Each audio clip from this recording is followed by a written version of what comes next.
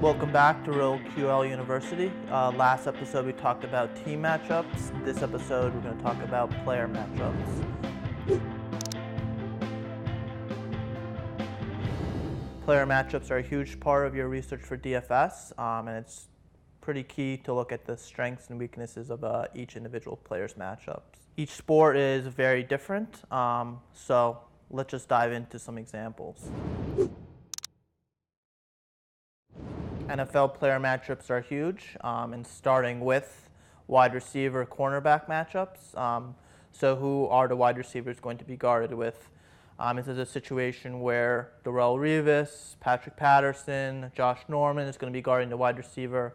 Those are shutdown corners are definitely going to lead to less opportunities for your wide receivers to get points.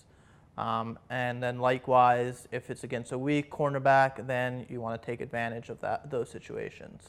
And then you want to look at who's going to be covering the tight ends, which linebackers, which safeties, and what are those abilities of those players. For running game, you want to look at what the offensive line, defensive line strengths are. So what are the ability levels of the offensive line, the defensive line, and how do they impact the running back? So you look at a situation like DeMarco Murray, who's going from a great offensive line in Dallas to Philadelphia, who has a weaker offensive line.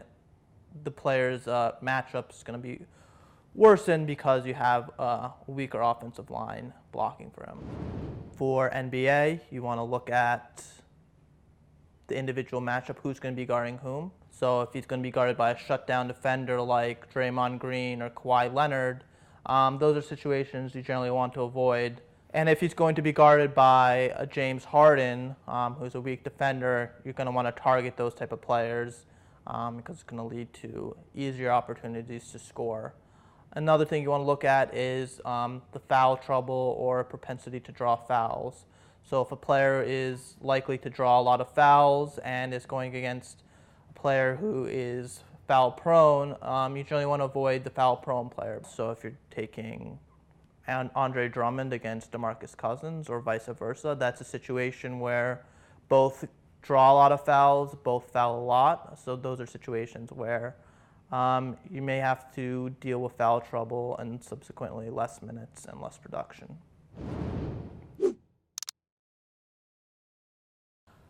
So in MLB, this sport is very, very important to take account to player matchups because it really is a 1v1 sport.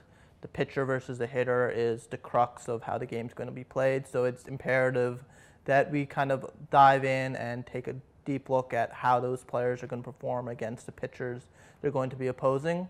The most important factor in MLB is the handedness. So is the pitcher's hand different than the batter's hand? Are they the same hand?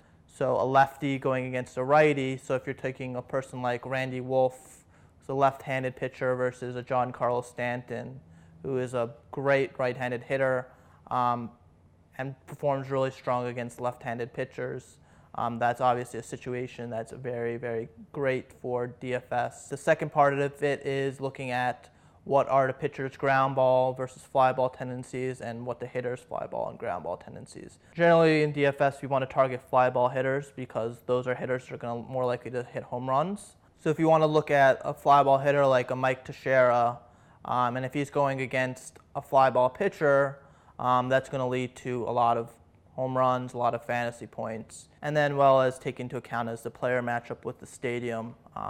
Is it a stadium where the right field wall is much closer than the left field wall?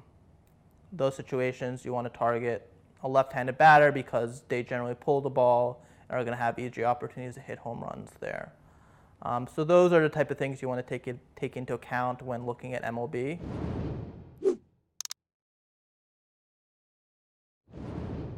With RotoQL, you can dive deep into player matchups through all the stats we have available in our Players tab.